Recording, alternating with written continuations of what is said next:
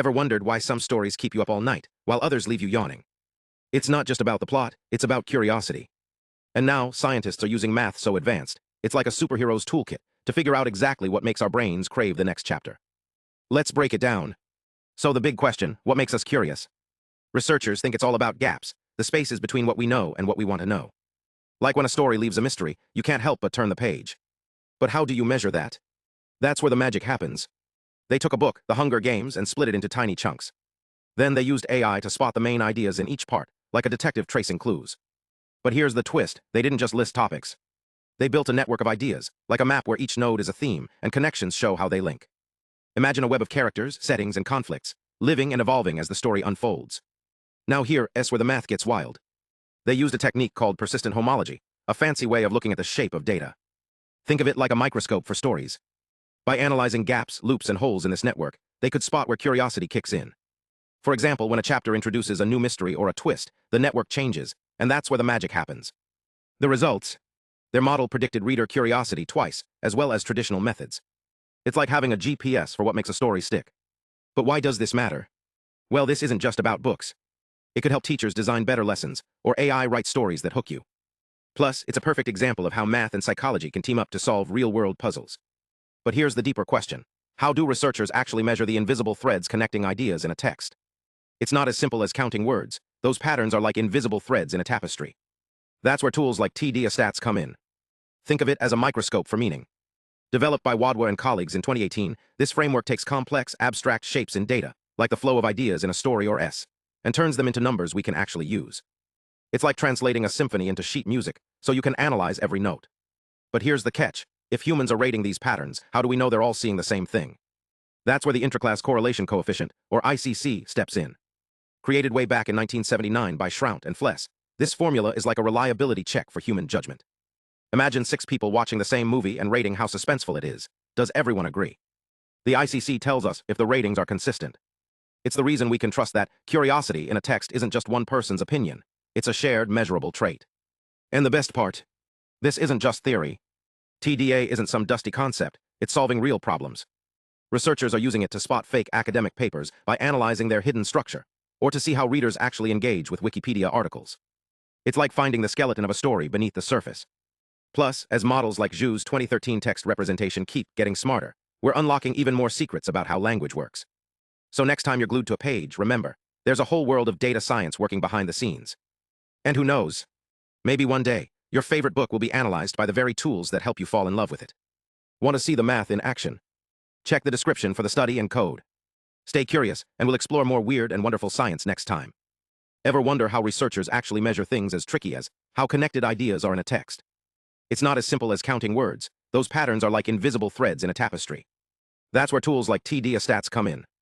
Think of it as a microscope for meaning.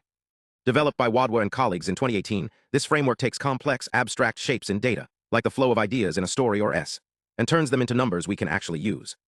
It's like translating a symphony into sheet music, so you can analyze every note. But here's the catch. If humans are rating these patterns, how do we know they're all seeing the same thing? That's where the Intraclass Correlation Coefficient, or ICC, steps in. Created way back in 1979 by Schroudt and Fless, this formula is like a reliability check for human judgment. Imagine 6 people watching the same movie and rating how suspenseful it is. Does everyone agree? The ICC tells us if the ratings are consistent. It's the reason we can trust that curiosity in a text isn't just one person's opinion. It's a shared, measurable trait. And the best part? This isn't just theory. TDA isn't some dusty concept. It's solving real problems. Researchers are using it to spot fake academic papers by analyzing their hidden structure, or to see how readers actually engage with Wikipedia articles. It's like finding the skeleton of a story beneath the surface.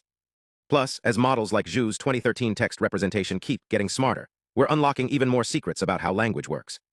So next time you read something, think, what patterns are hiding in the words? Because with tools like these, we're starting to hear them loud and clear. Want to see the math in action? Check the description for the study and code. Stay curious, and we'll explore more weird and wonderful science next time. Ever wonder how researchers actually measure things as tricky as how connected ideas are in a text? It's not as simple as counting words. Those patterns are like invisible threads in a tapestry. That's where tools like TDAstats come in. Think of it as a microscope for meaning. Developed by Wadwa and colleagues in 2018, this framework takes complex, abstract shapes in data, like the flow of ideas in a story or essay, and turns them into numbers we can actually use. It's like translating a symphony into sheet music, so you can analyze every note. But here's the catch. If humans are rating these patterns, how do we know they're all seeing the same thing? That's where the Intraclass Correlation Coefficient, or ICC, steps in. Created way back in 1979 by Schroudt and Fless, this formula is like a reliability check for human judgment. Imagine 6 people watching the same movie and rating how suspenseful it is. Does everyone agree? The ICC tells us if the ratings are consistent. It's the reason we can trust that curiosity in a text isn't just one person's opinion. It's a shared, measurable trait. And the best part? This isn't just theory. TDA isn't some dusty concept. It's solving real problems. Researchers are using it to spot fake academic papers by analyzing their hidden structure, or to see how readers actually engage with Wikipedia articles.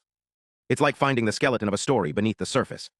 Plus, as models like Zhu's 2013 text representation keep getting smarter, we're unlocking even more secrets about how language works. So next time you read something, think, what patterns are hiding in the words? Because with tools like these, we're starting to hear them loud and clear. Want to see the math in action? Check the description for the study and code. Stay curious, and we'll explore more weird and wonderful science next time. Ever wondered why some stories keep you up all night, while others leave you yawning? It's not just about the plot, it's about curiosity. And now, scientists are using math so advanced, it's like a superhero's toolkit to figure out exactly what makes our brains crave the next chapter. Let's break it down. So the big question, what makes us curious? Researchers think it's all about gaps, the spaces between what we know and what we want to know. Like when a story leaves a mystery, you can't help but turn the page. But how do you measure that? That's where the magic happens. They took a book, The Hunger Games, and split it into tiny chunks. Then they used AI to spot the main ideas in each part, like a detective tracing clues. But here's the twist, they didn't just list topics. They built a network of ideas, like a map where each node is a theme, and connections show how they link. Imagine a web of characters, settings, and conflicts, living and evolving as the story unfolds. Now here's where the math gets wild. They used a technique called persistent homology, a fancy way of looking at the shape of data. Think of it like a microscope for stories. By analyzing gaps, loops, and holes in this network, they could spot where curiosity kicks in. For example, when a chapter introduces a new mystery or a twist, the network changes, and that's where the magic happens. The results? Their model predicted reader curiosity twice, as well as traditional methods. It's like having a GPS for what makes a story stick. But why does this matter? Well, this isn't just about books. It could help teachers design better lessons, or AI write stories that hook you. Plus, it's a perfect example of how math and psychology can team up to solve real-world puzzles. But here's the deeper question. How do researchers actually measure the invisible threads connecting ideas in a text? It's not as simple as counting words. Those patterns are like invisible threads in a tapestry. That's where tools like TDAstats come in. Think of it as a microscope for meaning. Developed by Wadwa and colleagues in 2018, this framework takes complex, abstract shapes in data, like the flow of ideas in a story or essay, and turns them into numbers we can actually use. It's like translating a symphony into sheet music, so you can analyze every note. But here's the catch. If humans are rating these patterns, how do we know they're all seeing the same thing?